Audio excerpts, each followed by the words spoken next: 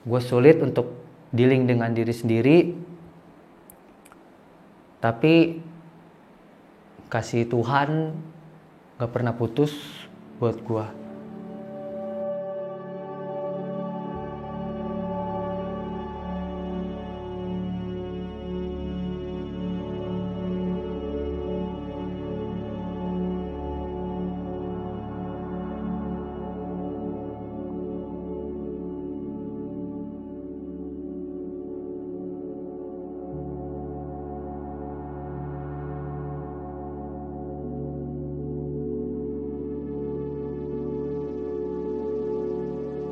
Halo, perkenalkan nama gue Ricky.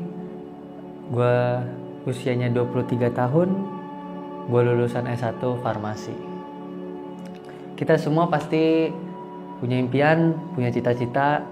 Kayak dulu gue waktu masih kecil gitu, pastinya kan pengen jadi pilot dulu kan. Terus lama-lama kembang gitu kan, pengen jadi penyanyi lah, pengen jadi model gitu kan. Tapi dari hal-hal yang telah gue lalui, gak ada yang bisa ngalahin rasa resah dimana gue ternyata dipanggil oleh Tuhan untuk melayani dia full time.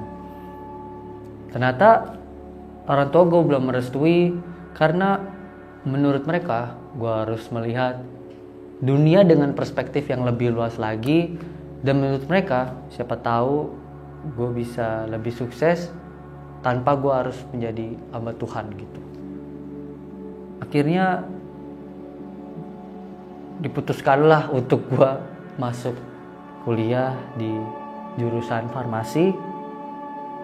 Dan sebenarnya setelah gue lalui, gue cukup struggle sih. Karena pada semester 5 gue hampir memutuskan untuk drop out, karena gue merasa gue gak bisa, gue merasa gak kuat di dunia farmasi gitu, karena begitu susahnya.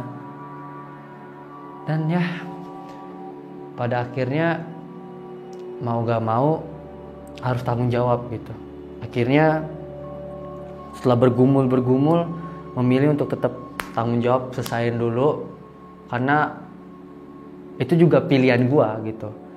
Ya pada akhirnya puji Tuhan, pada bulan Januari tahun 2022, pada awal tahun, bisa sidang skripsi pada akhirnya.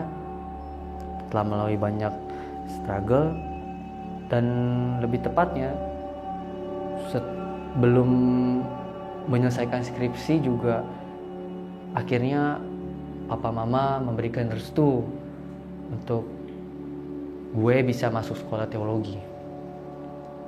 Ya akhirnya selesai, dan tanggung jawab gue satu persatu selesai. Setelah selesai dengan kuliah, setelah selesai dengan orang tua, ternyata ya masalah nggak berhenti sampai di situ. Masalah tentunya pasti akan terus ada mungkin untuk kita, dan kita harus hadapi gitu. Dan gue sempat jatuh, dan gue sempat struggle untuk menghadapinya. Gue sulit untuk dealing dengan diri sendiri, tapi kasih Tuhan gak pernah putus buat gue. Yang gue alamin itu berat banget, sehingga sebenarnya gue merasa gak layak gitu. Sebenarnya gue gak layak untuk jadi hambanya gitu sebenarnya, dengan kondisi gue yang seperti kemarin gitu. Tapi entah kenapa ya, itu Tuhan itu tetap memberikan keresahan gitu. Dan Tuhan mau gitu gue berubah. Dan pastinya perubahan itu didukung oleh orang tua gue. Untuk gue tahu apa yang gue alamin, dan mereka tetap dukung gitu. Itu dukungan orang tua itu vital banget, karena menurut gue orang tua lah gitu ya, pastinya dia yang lebih tahu kita juga, dan mereka tetap dukung kita maju gitu. akhirnya saya bisa konseling, dimana saya belajar di konseling tersebut untuk, ya pasti struggle, pasti ada masalah, pasti aja, tapi bagaimana kita bisa menghadapinya. Sometimes the problem is not about the problem, but how we face it, gitu kan.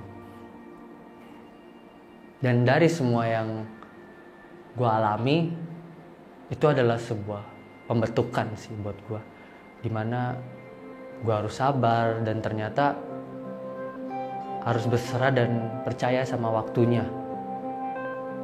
Gue gak tahu setelah bikin video ini apakah tetap akan terus diberikan keresahan untuk menjadi hambanya. Tapi kiranya yang terpenting adalah bagaimana kita tetap berserah, percaya sama Sang Pemberi kehidupan. Mungkin di sini gue juga harus belajar bahwa gue harus bisa memimpin diri sendiri dulu, baru bisa memimpin orang yang lebih banyak lagi. Sekian.